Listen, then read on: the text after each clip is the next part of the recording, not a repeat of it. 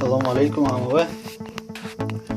Имрӯз манаки ноутбук Acer ондагӣ экранаш сафед. ай намуди соҳилиш хам хуб нехад.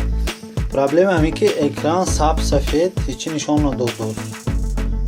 Гуфти худи соҳибаш сери зуд пеш кор мекард.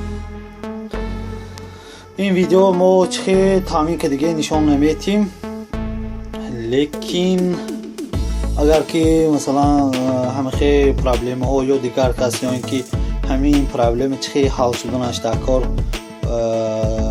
масалан шуҳова лозим бошад барои фаҳмиданатон ё комментарий ё ки лайк монитон, ман фаҳмам ки ҳамин тема яъне ки актуальне ки ҳамин ба видеогиримо ҳамин нишон тиҳам.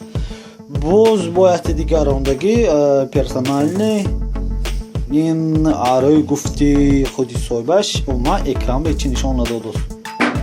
сипсиё хай кулер чав мезанад, процессоро как ҳама чиз как би система дар гирифтосу экран ба ҳечи нишон надодост.